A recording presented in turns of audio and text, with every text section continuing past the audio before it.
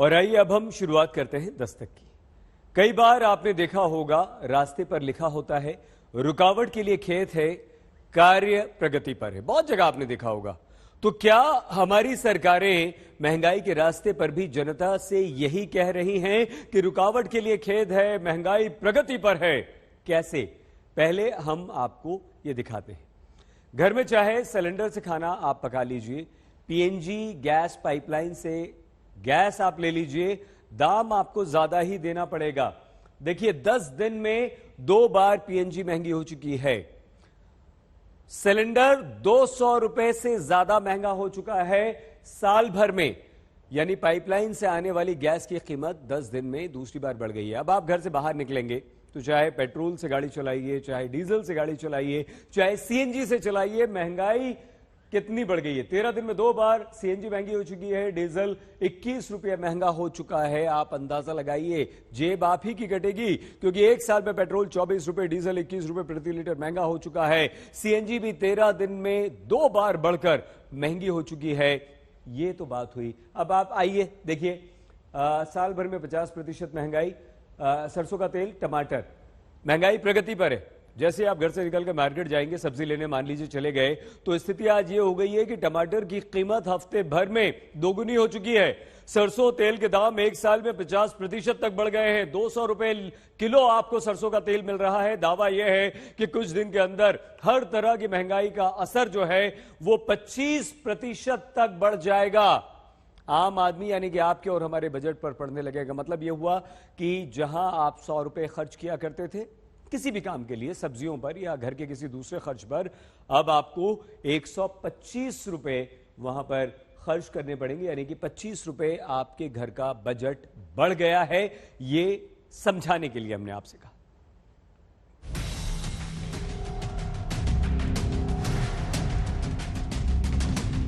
महंगाई के कारण बहुत कुछ होता है महसूस करने वाली जनता कहती है हम एक बार जीते हैं, एक बार मरते हैं। सैलरी भी महीने में एक बार मिलती है, अप्रेजल भी वेतन में एक ही बार होता है। तो फिर महंगाई क्यों महीने में बार बार बढ़ती है? घर से बाहर निकले या घर में खाना बनाएं, सब्जी लाएं, बाजार जाएं या कहीं जाने की कोशिश करें, दाम हर चीज के बढ़ते चले जा रहे हैं। जो सब्जियों के दाम है वो आसमान को छू रहे हैं। जो टमाटर हैं वो भी खासे लाल हो रहे हैं, न सिर्फ शक्ल से बल्कि कीमतों से भी। क्यों बढ़ रहे हैं सब्जियों के दाम, क्या है वजह? पता चल रहा है कि कुछ ऐसी सब्जियां हैं जिनके भाव में 20 रुपए तक का फर्क आया है। त्योहारों के मौसम में फलों और सब्जियों के दाम एक बार फिर से आसमान छू रहे हैं।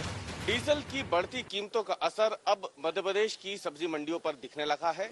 समस्या ये है कि पेट्रोल का दाम अभी 105 पर लीटर है। पेट्रोल और डीजल के बार बार बढ़ते हुए दामों से जयपुर में जनता त्रस्त है। महंगाई की एक और मार पड़ी है जब सीएनजी और पीएनजी के दाम में 2 रुपए से ज्यादा का इजाफा हुआ है। सीएनजी के रेट में भी लगातार बढ़ोतरी देखने को मिल रही है। महंगाई एक बीमारी है, इससे बचें।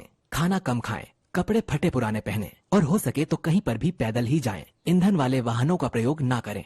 ध्यान रहे, हमें महंगाई से लड़ना है, सरकार से नहीं। महंगाई के जख्म को हंसते खेलते झेलती जनता की हालत यह है कि घर से बाहर निकले तो पेट्रोल, डीजल, सीएनजी महंगाई के नाम पर पकड़े रहेंगे और घर के भीतर रहे तो एलपीजी, पीएनजी, सब्जी के दाम आपके साथ महंगाई के युद्ध का पबजी खेलेंगे। लिहाजा भोपाल के विपिन तिवारी जैसे देश के लाखों या संभव है कि करोड़ों लोग हैं जिन्होंने समझौता कर लिया अपनी जरूरतों के साथ। जो विपिन तिवारी लाखों की कार ईएमआई पर लेकर सुकून से सुरक्षित सफर करते ऑफिस आते जाते थे, उन्हें अब उसी कार को घर में खड़ी करके वापस मोटरसाइकिल पर आना जाना पड़ता है, क्योंकि ईएमआई और पेट्रोल के दामों में इकाई दहाई के बाद आए सैकड़ा ने इनके खर्चों का आंकड़ा बिगाड़ दिया। 100 से पार हुआ तो मैं अब बाइक से दफ्तर आता हूं और बाइक ही यूज करता हूं। अपनी कार जो है मैं घर पे खड़ा कर दी हूं। कार से बाइक पर आने के लिए मजबूर विपिन तिवारी को देखकर आप सोचिए, क्या महंगाई ने जनता के खुद के विकास को उल्टे पांव कर दिया? अक्टूबर की शुरुआती 10 दिनों में पेट्रोल के दाम 2 रुपए 80 पैसे प्रति लीटर और डीजल के दाम में 3 रुपए 30 पैसे प्रति लीटर का इजाफा हुआ। तब जयपुर में 4 व्हीलर छोड़कर 2 व्हीलर पर आने वाले दीपक पर महंगाई से पड़े बोझ और अंत में सवाल को सुनिएगा, आज अगर मेरे घर का खर्चा 15-20 हजार रुपए था तो वो 30 से 35 हजार रुपए तक पहुंच चुका है। आज अगर मैं कार छोड़ करके 2 व्हीलर चला रहा हूं तो उसका भी पर्टिकुलर रीजन तो यही है कि पेट्रोल के प्राइसेस बढ़ रहे हैं, कम तो हो नहीं रहे हैं। आदमी आगे बढ़ने के लिए करता है या पीछे आने के लिए करता है? महंगाई आगे आई, जनता पीछे जाती है। महंगाई का मुक्का क्योंकि आम आदमी पर पड़ा। पेट्रोल, डीजल, सीएनजी, पीएनजी, सब्जी सबके दाम बढ़े। एक एक करके देखते हैं। दिल्ली में ये वो शख्स हैं जिनकी पहले लॉकडाउन में नौकरी गई। किराए पर ऑटो लेकर जिंदगी दोबारा शुरू करनी चाहिए, लेकिन अब घरेलू सिलेंडर भराएं या ऑटो का सिलेंडर, दोनों के दामों में आई महंगाई ने इनकी जिंदगी से सुकून की गैस निकाल दी। सिलेंडर आता है जी हमारे उसके दाम का क्या हाल है? जी वो उसका भी दाम तो 1000 पहुंचने वाला है जी। हाँ, कल ही ले आया है हमारे घर में। बहुत बुरा हाल है जी। किचन के बर्तन 200 रुपये लीटर आपका सरसों के तेल है। हम लोग कहाँ से खाएंगे, क्या करेंगे, इतना महंगाई है। इस साल देश में 5 बार गाड़ियों में लगने वाले सीएनजी और घर में खाना पकाने के लिए इस्तेमाल आने वाली पीएनजी के दाम बढ़ चुके हैं। 10 दिन में 2 बार दोनों की कीमत बढ़ी है। अगर इससे भी जनता बचने की कोशिश करे तो सब्जी मंडी में महंगाई घेर लेती है। चुन चुन कर अभी टमाटर के दामों ने जनता की जेब को लाल करना शुरू किया। पहले जरा हफ्ते भर में बढ़े दाम को देश के 3 शहरों से सुनिएगा। जैसे टमाटर पिछले हफ्ते 30 से 40 था और इस हफ्ते टमाटर 60 से 70 है, यानी कि डबल रेट हो गए टमाटर के। क्या रेट है इस समय? इस समय है भाई साहब 60 रुपए किलो टमाटर। 60 रुपए किलो। एक हफ्ते पहले कितना था? 10 दिन पहले जब 40 था। जब 40 था। टमाटर क्या है भाव है? टमाटर 50। पिछले हफ्ते क्या थे? पिछले हफ्ते 20। 30 रुपए बढ़ गए एक ही हफ्ते में। इसी कारण सब्जी मंडी में हर शख्स परेशान नजर आता है, बस कहता कुछ नहीं। जब घर से चलता हूं तो सोचता हूं कि कुछ राहत मिलेगी, मगर जब दुकानदार भाइयों से बात करता हूं टमाटो तो 70 रुपए किलो, लहसुन वसई आसमान छू रहा, हर सब्जी 50 से ऊपर है। कहते हैं कि कर्नाटक, महाराष्ट्र में बारिश के कारण हफ्ते भर में 2 गुना भाव टमाटर खाने लगा, तो आम आदमी क्या करे? क्या मध्य प्रदेश के सुरेश सिंह की तरह दाम डबल होने पर टमाटर खाना हाफ कर दे? पहले 2 किलो ले जाते थे, अब आधा किलो ले रहे साहब टमाटर। मतलब खुशियाँ किलो 2 किलो से आधा किलो पाव में सिमटने लगी। असली दिक्कत देश के गरीब, निम्न मध्यम वर्गीय और मिडिल क्लास परिवारों के साथ बुजुर्गों के लिए, जिनकी कमाई स्थिर है, महंगाई प्रगति पर। इनकम में कोई बढ़ोतरी, इनकम तो जहाँ है वही है। ये चीजों में बढ़ोतरी होगी, सब चीजों में बढ़ोतरी। 25% जो बजट है पूरा ज्यादा हो गया। सिर्फ 20,000 में घर चलाना पड़ा, 25,000 5,000 लाए कहाँ से? एंड ऑफ द मंथ ऐसा होता है कि 5,000 रुपए कैसे एडजस्ट करना, दैट इज वेरी बहुत बड़ी बात है। महंगाई के मुकाबले जनता का पैसा बढ़ने की बजाय घट कैसे रहा है? आरबीआई ने इस साल खुदरा महंगाई दर के 5.3% रहने का अनुमान जताया। देश का सबसे बड़ा बैंक 2 से 3 साल की फिक्स डिपॉजिट यानी एफडी पर 5.10% का ब्याज देता है, जबकि 3 से 5 साल की एफडी पर ब्याज 5.30% है। मतलब ये कि महंगाई का इंटरेस्ट जनता की जमा राशि से ज्यादा है। इसीलिए आम आदमी एक गुहार लगाता है। मैं सरकार से पूछना चाहता हूं कि ये कितना महंगा, इतनी महंगाई ना करिए कि हम लोगों को जो सैलरी मिल रही है उस सैलरी सब्जी और पेट्रोल में निकला जा रहा है, तो हम लोग क्या कमाएंगे, क्या बच्चों को पढ़ाएंगे? राहत तभी मिलेगी जब सरकार पेट्रोल डीजल पर टैक्स घटाएगी। फिलहाल इसकी उम्मीद दिखती नहीं। इसीलिए महंगाई वो सत्य बन गई जिसे स्वीकार करने के अलावा कोई चारा जनता के सामने नहीं छोड़ा गया। आज तक ब्यूरो। हमें महंगाई से कौन बचा सकता है? महंगाई से हमें किसान बचा सकता है, लेकिन किसान अभी खुद परेशान है। दावे ये थे कि अब किसानों को खाद पाने के लिए लाठी नहीं खानी पड़ती, लेकिन किसान लाठी खा रहे हैं अलग अलग राज्यों में।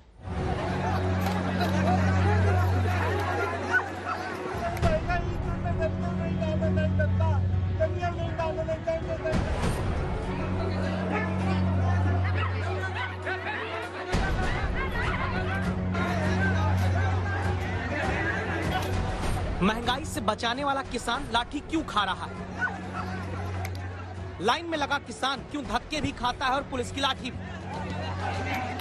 ऐसा क्या है कि किसानों को खींचकर सुरक्षा कर्मियों के डंडे किसान के शरीर पर पड़ते हैं? ये तस्वीरें मध्य प्रदेश में मुरैना के कैलारस की है। दावा है खाद मांगने पर किसानों को लाठियां मिली।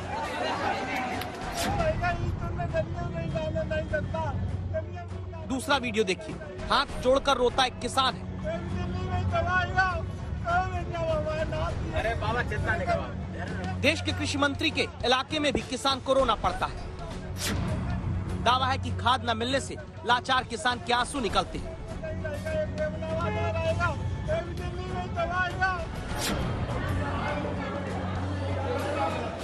अब तीसरा वीडियो मध्य प्रदेश के मुरैना में किसान लाइन लगाए हैं। तभी पुलिसकर्मी एक किसान को खींचकर अलग करता है, फिर इसको डंडे मारे जाते हैं।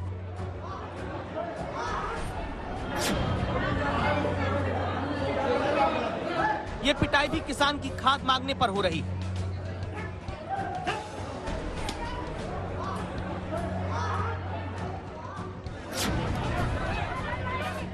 ये चौथी कहानी देखिए। किसान आपस में ही लड़ जाते हैं, मारपीट होने लगती है, घर की महिलाएं छुड़ाने की कोशिश करती हैं। राजस्थान के भरतपुर में लाइन लगाए किसानों के बीच अचानक ये दोनों नौजवान क्यों भिड़े? पुलिस आती है, किसान को खींच कर ले जाती है, ऐसे कि मानो ये अपराधी हो।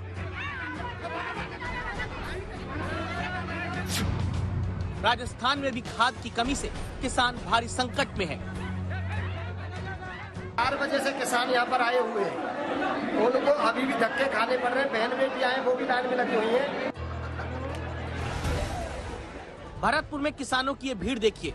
ये लोग सरकारी खाते से पैसा लेने, सरकारी राशन लेने या कोई सरकारी योजना का फायदा लेने नहीं आए, बल्कि आपका राशन यानी अनाज आपको मिले, इसलिए ये किसान अनाज उगाने के लिए जरूरी खाद लेने के लिए लाइन लगाकर खड़े होते हैं। लेकिन आपको लगे कि ये मामला सिर्फ किसानों का है तो रुकिएगा, समझ लीजिए इस खबर का संबंध शहर में रहने वाली जनता से है। इस वक्त देश के अलग अलग हिस्सों में किसानों को आलू, सरसों, चना, मटर और गन्ना की बुआई करनी है।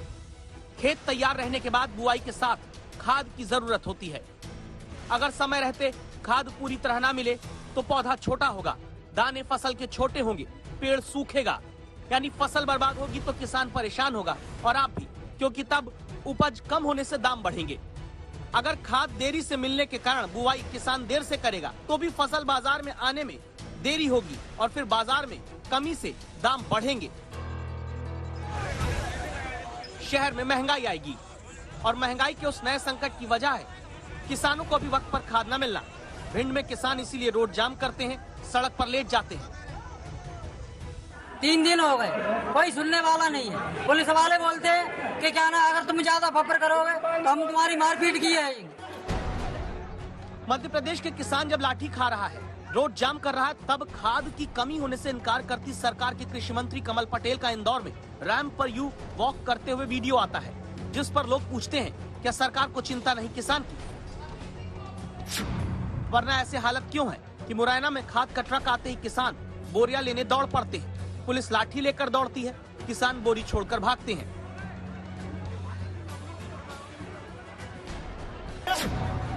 खाद का कोटा हर राज्य की जरूरत के मुताबिक तय होता है। केंद्र से फिर उसी कोटे के तहत खाद राज्यों को भेजी जाती है। मध्य प्रदेश में सरकार कहती है खाद पर्याप्त है, राजस्थान सरकार कहती है कि जरूरत जितनी खाद नहीं मिल रही। एक किसान को फिलहाल 5 कट्टे दे रहे थे पहले, अब आधार कार्ड पे एक किसान को 2 कट्टे दे रहे हैं। 2.5 लाख मेट्रिक टन डीएपी की कमी है पूरे राजस्थान में। खाद की कमी का फायदा दावा है कि निजी दुकानदार महंगे दाम पर खाद बेचकर उठा रहे हैं। जरूरी है कि या तो किल्लत सरकारें दूर करें और अगर कमी नहीं है तो किसान को लाठी खाने की नौबत क्यों आई, इसका जवाब दें। आज तक ब्यूरो। आज प्रधानमंत्री नरेंद्र मोदी ने गति शक्ति राष्ट्रीय मास्टर प्लान की शुरुआत कर दी। हमारे देश की प्रगति के लिए यह आवश्यक गति शक्ति की दस्तक देखिए।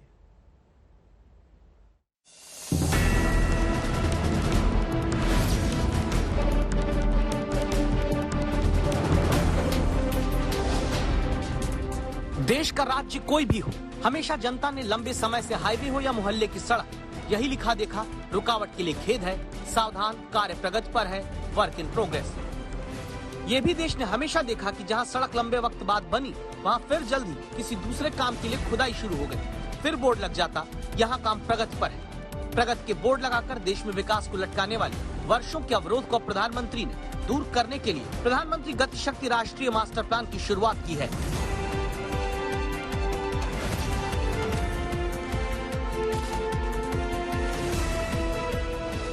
ये नेशनल मास्टर प्लान 21वीं सदी के भारत को गति शक्ति देगा। नेक्स्ट जनरेशन इंफ्रास्ट्रक्चर और मल्टी मॉडल कनेक्टिविटी को इस नेशनल प्लान से गति शक्ति मिलेगी। आने वाले कुछ ही समय में प्रधानमंत्री गति शक्ति का नेशनल मास्टर प्लान करोड़ों देशवासियों को सपना करने वाली एक बहुत बड़ी योजना लेकर के हम आपके सामने आने वाले हैं। प्रधानमंत्री ने पहले लाल किले से इसी साल जिस गति शक्ति प्लान का ऐलान किया उसे अब असली रूप में शुरू करने की जरूरत क्यों पड़ी समझते हैं। Ministry of statistics and programme implementation की अप्रैल से जून की बीच की रिपोर्ट के पन्ने बताते हैं 150 करोड़ रुपए से ज्यादा की लागत वाले देश में 12 प्रोजेक्ट अपने तय समय से तेज चल रहे हैं। 241 प्रोजेक्ट अपने तय शेड्यूल के मुताबिक हैं।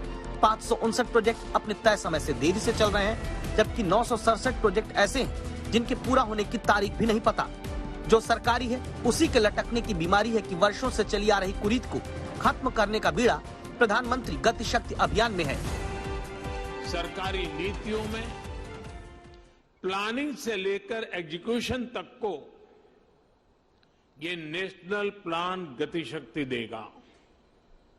सरकार के प्रोजेक्ट्स तय समय सीमा के भीतर पूरे हों, इसके लिए ये गति शक्ति नेशनल प्लान सही जानकारी और सटीक मार्गदर्शन करेगा।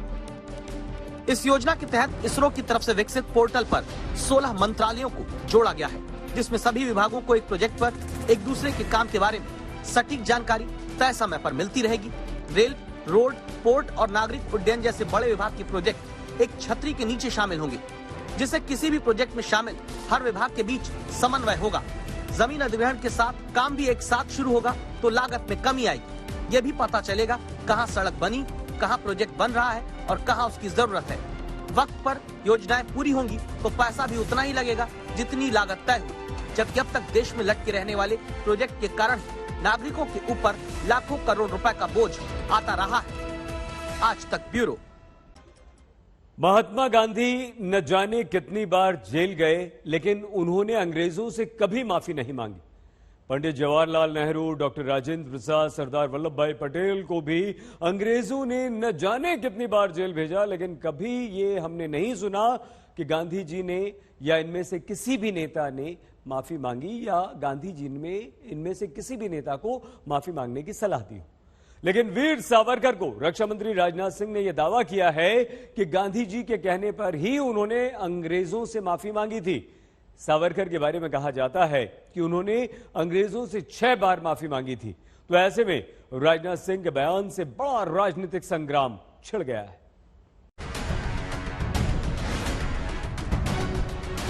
महात्मा गांधी ने कहा सरकार आप मर्सी पिटीशन फाइल करो। महात्मा गांधी के कहने पर उन्होंने मर्सी पिटीशन फाइल की। और एक वक्त ऐसा आएगा कि अगर ऐसा ही सिलसिला चलता रहा तो महात्मा गांधी को फादर ऑफ द नेशन हटाकर सावरकर को फादर ऑफ द नेशन बना देंगे। तो माफी मांगने के बाद पूरी जिंदगी भर अंग्रेजों के साथ रहे। इनके बदनामी की मुहिम चली है। ये जिनको ये उदारता पता नहीं है, उन लोगों ने बदनाम करने का अखंड प्रयास चला है, आज भी चल रहा है। विनायक दामोदर सावरकर, ये नाम आते ही भारतीय राजनीति 2 हिस्सों में बढ़ जाती है।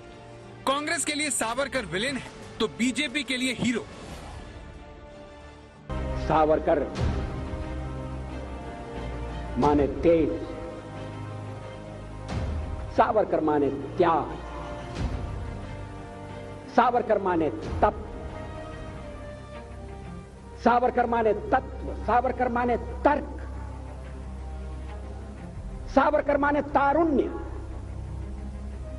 सावरकर माने तीर, सावरकर माने तलवार, सावरकर माने तिलमिलाहट। वीर सावरकर आरएसएस और भारतीय जनसंघ के सदस्य कभी नहीं रहे, फिर भी उनका नाम संघ परिवार में बहुत इज्जत और सम्मान से लिया जाता है। तलमड़ाती हुई आत्मा, सावरकर माने तितीक्षा, सावरकर माने तीखापन, सावरकर म्हणजे तिखट, कैसा बहुरंगी व्यक्तित्व। सावरकर में ऊंचाई भी थी और गहराई भी थी। वाजपेयी हो या फिर प्रधानमंत्री मोदी, सावरकर के सामने पूरी बीजेपी नतमस्तक हो जाती है। यह वीर सावरकर ही थे जिन्होंने निर्भीक होकर लिखा कि 1857 में जो कुछ भी हुआ वो कोई विद्रोह नहीं था, बल्कि आजादी की पहली लड़ाई थी। सावरकर सहित लंदन के इंडिया हाउस के वीरों ने इसकी 50वीं वर्षगांठ धूमधाम से मनाई। यह भी एक अद्भुत संयोग है कि जिस महीने में स्वतंत्रता का पहला स्वतंत्र संग्राम आरंभ हुआ, उसी महीने में वीर सावरकर जी का जन्म हुआ। सावरकर जी का व्यक्तित्व विशेषताओं से भरा था। शस्त्र और शास्त्र दोनों के उपासक थे। लेकिन कांग्रेस और विपक्ष की ज्यादातर पार्टियां सावरकर के बारे में ऐसा नहीं सोचती। मेरा नाम राहुल सावरकर नहीं है, मेरा नाम राहुल गांधी है। मैं सच्चाई के लिए कभी माफी नहीं मांगूंगा, मर जाऊंगा मगर माफी नहीं मांगूंगा। वीर सावरकर पर सबसे बड़ा इल्जाम अपनी रिहाई के लिए अंग्रेजों से माफी मांगने का है, जिसे रक्षा मंत्री राजनाथ सिंह ने एक नया मोड़ दे दिया है, जिनके मुताबिक सावरकर ने गांधी जी के कहने पर माफी मांगी। सावरकर के खिलाफ झूठ फैलाया गया। बार बार यह बात कही गई कि उन्होंने अंग्रेजी सरकार के सामने अनेकों मर्सी पिटीशन फाइल की, लेकिन सच्चाई है कि मर्सी पिटीशन उन्होंने अपने को रिहा किए जाने के लिए नहीं फाइल की थी। सामान्यतः जो एक कैदी को पूरा अधिकार होता है कि मर्सी पिटीशन फाइल करना चाहे तो वह कर सकता है। महात्मा गांधी ने उन्हें कहा था कि आप मर्सी पिटीशन फाइल करो।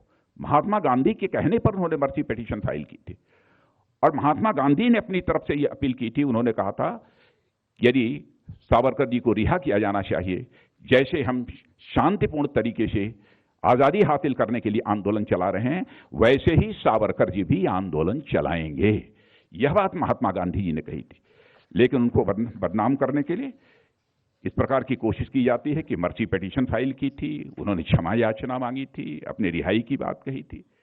यह सब सारी बातें बेबुनियाद और गलत हैं।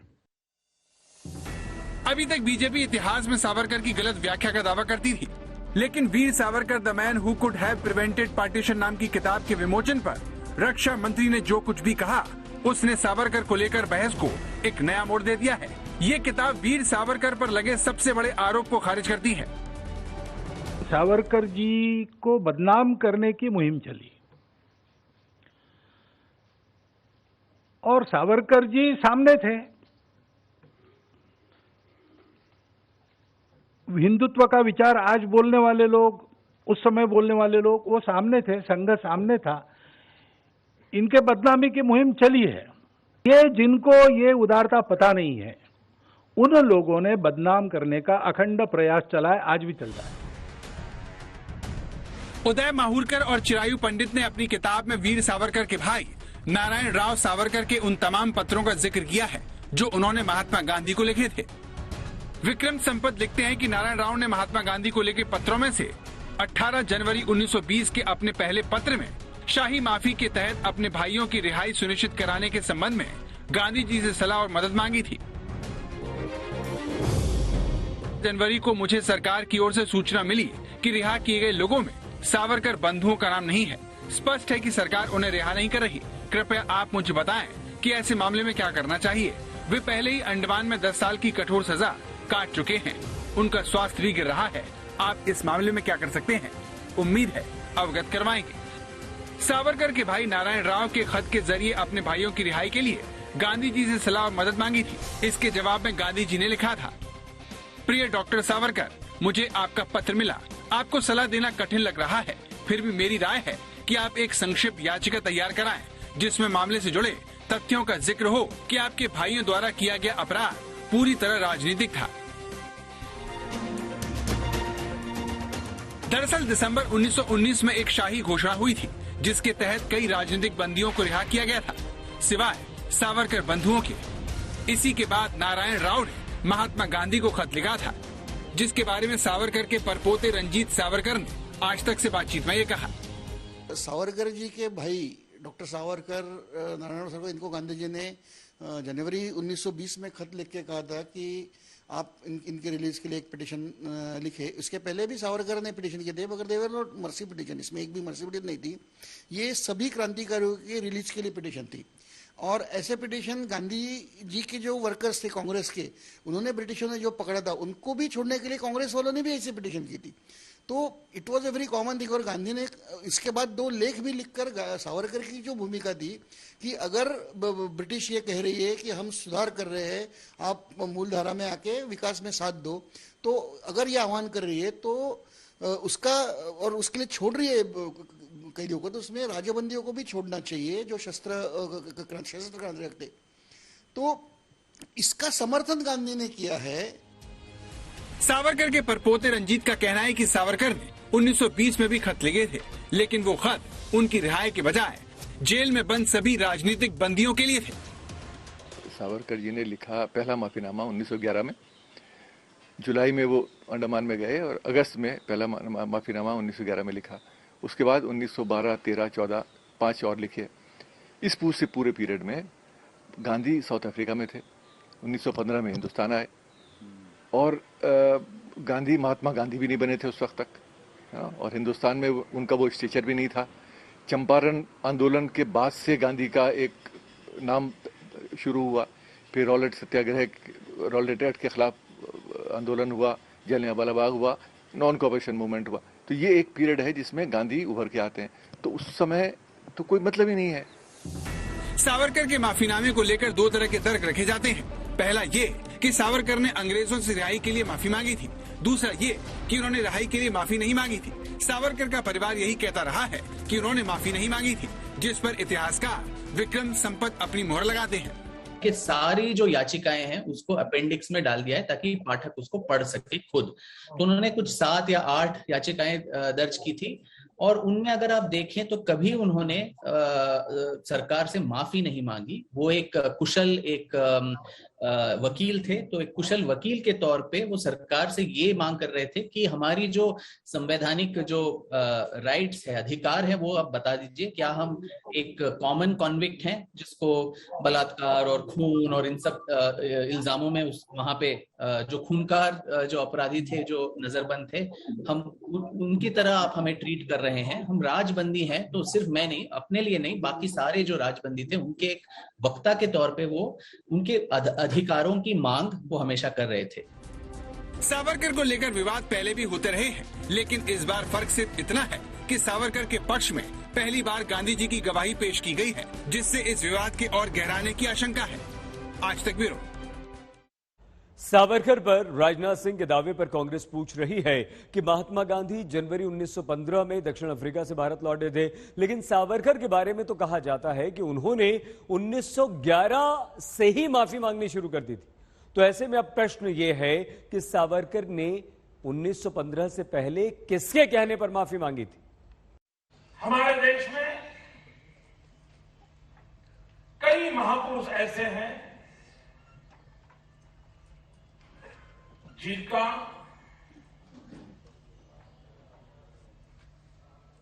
मूल्यांकन